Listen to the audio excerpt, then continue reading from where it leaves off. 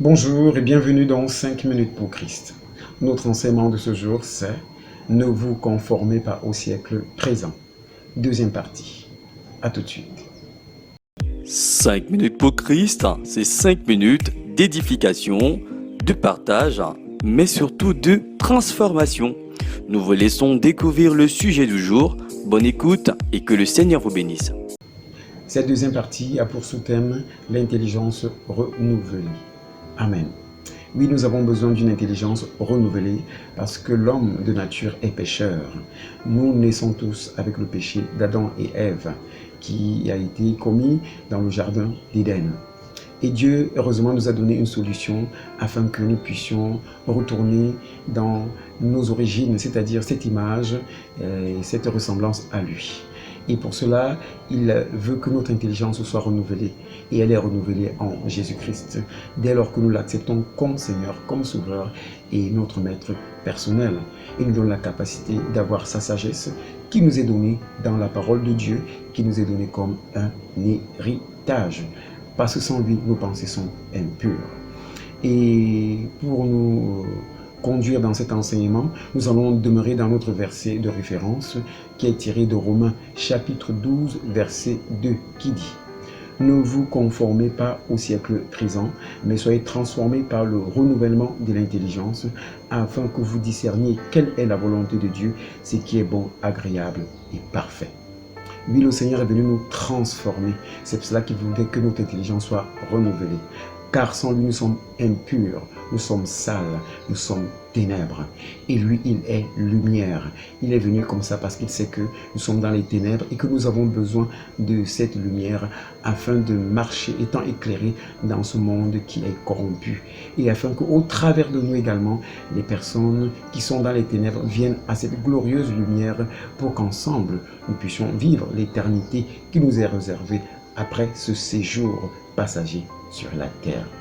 Et le modèle par excellence qui nous a été donné, c'est Jésus. Et nous voyons tous comment Jésus a marché.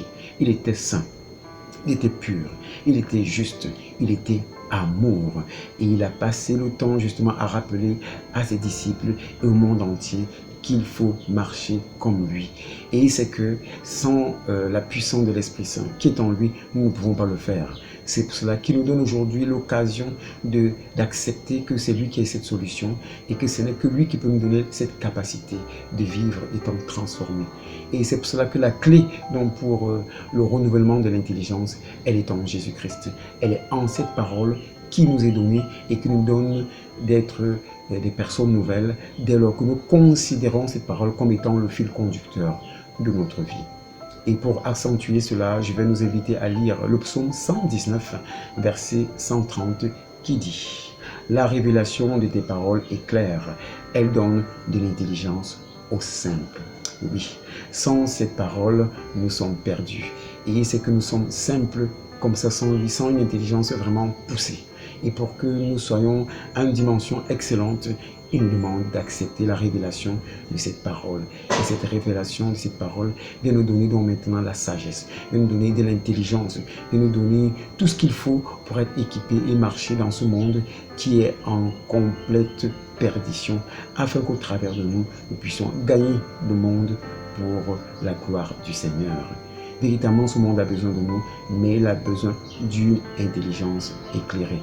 Et cette intelligence nous est donnée en la personne de Jésus-Christ. Donc voilà mon frère, si ce message a parlé à ton cœur et que tu sens que tu as longtemps marché avec ton intelligence et selon ta pensée et selon le train de ce monde et que tu as vu que justement cette pensée charnelle te conduisait à la mort, alors viens à la pensée céleste qui te conduit à la vie éternelle et nous est donnée en la personne de Jésus-Christ. Voilà, je vais donc t'inviter à prier si réellement ce message t'a touché. Seigneur Jésus, je te prie de me pardonner. C'est pour cela que je t'ouvre mon cœur aujourd'hui et je t'accepte et je te reçois comme mon Seigneur, comme mon Sauveur, comme mon Maître. Amen.